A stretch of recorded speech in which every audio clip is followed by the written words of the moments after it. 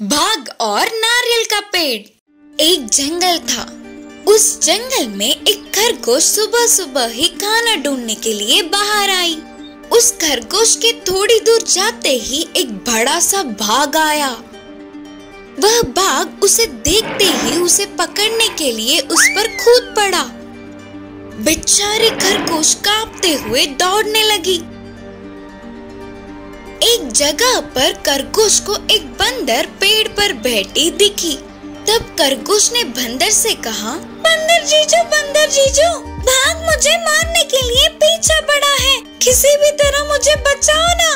तो इसका जवाब बंदर ने बहुत हंसकर तभी उधर आई हुई बड़ी बाघ को देख कहा, क्या रे, इस बड़े बाघ को देख तुम डर रहे हो? ये तो बूढ़ा हो गया, इसमें अब थोड़ी सी भी ताकत नहीं बची। अगर उससे हो पाए तो उधर एक नारियल का पेड़ है, उस पेड़ को जोर से हिलाने को बोलो। बोलते हुए पास के नारियल के पेड़ को दिखाया।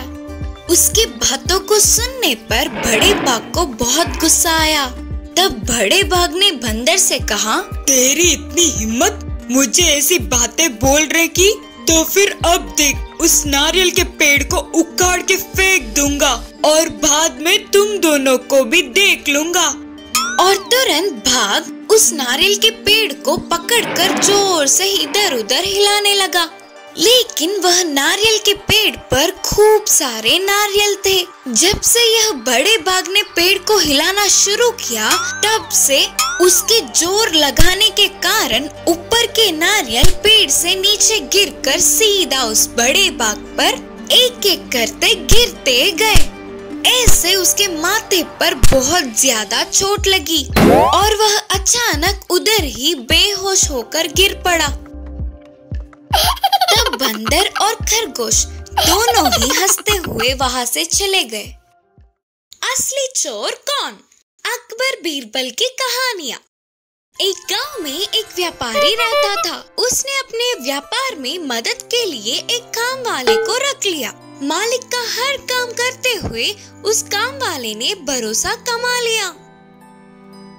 ऐसे एक दिन उस व्यापारी को काम से शहर जाना पड़ा। इससे व्यापार की जिम्मेदारी उस भरोसेमंद काम वाले को सौंपकर वह शहर जाने लगा।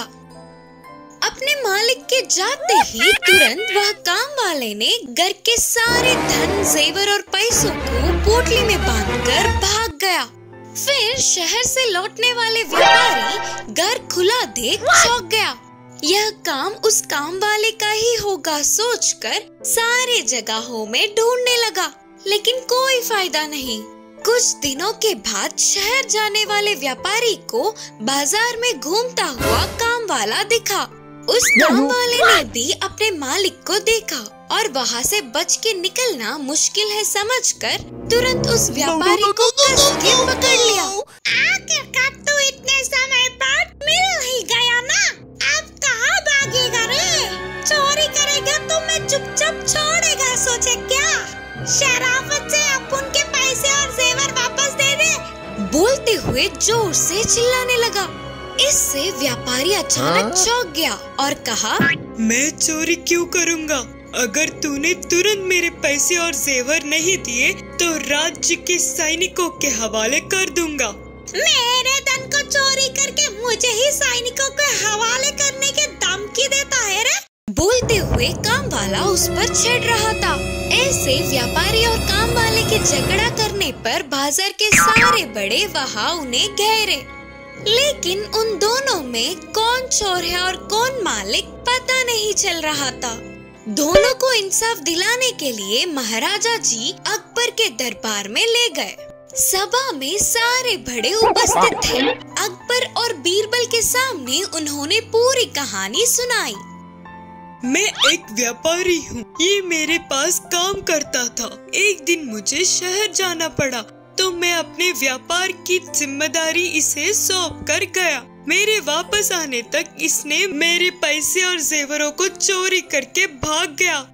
फिर से अभी दिखा, मुझे मेरे धन को वापस दिलाओ महाराज। मालिक ने कहा। फिर काम वाले ने कहा, महाराजा जी को मेरा प्रणाम।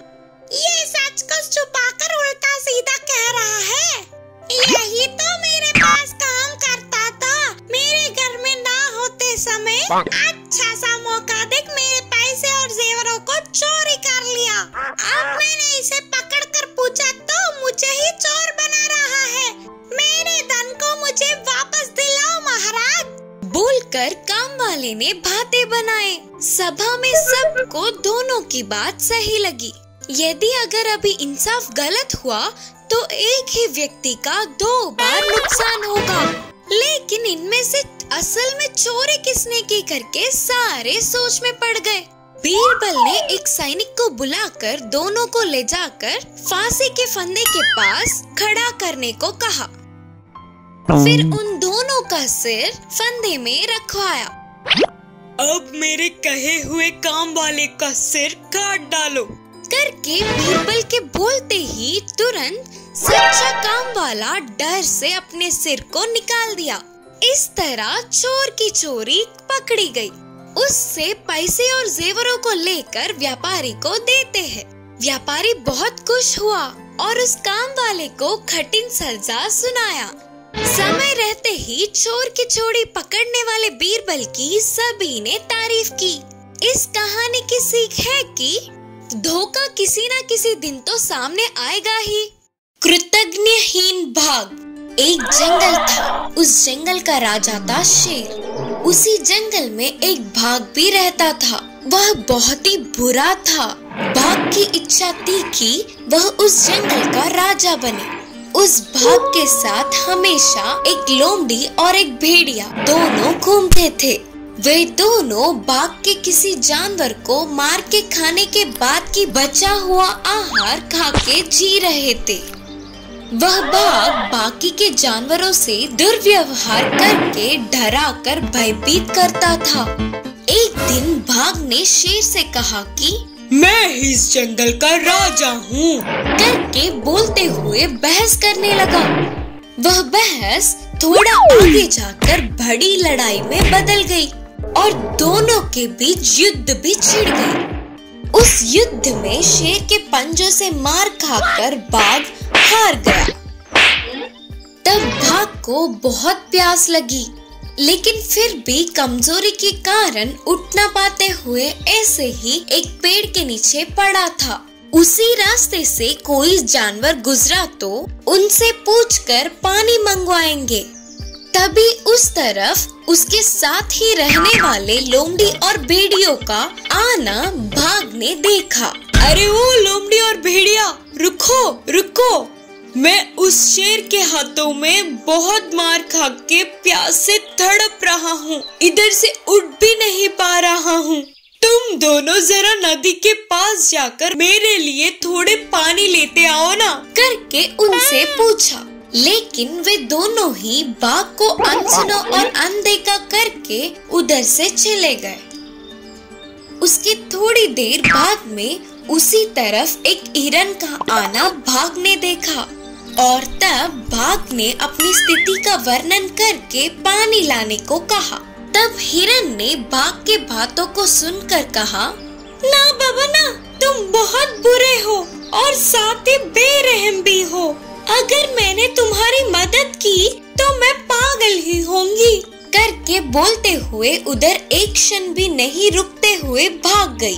बाद में उस बाघ की स्थिति को पास के एक खरगोश देखकर तरस खाकर नदी पर जाके पानी लाके उसके मुंह के पास रखी और बाघ ने उस पानी को पेट भर के पिया। और इसी तरह खरगोश हर रोज बाघ के पास पानी लाके रखती थी।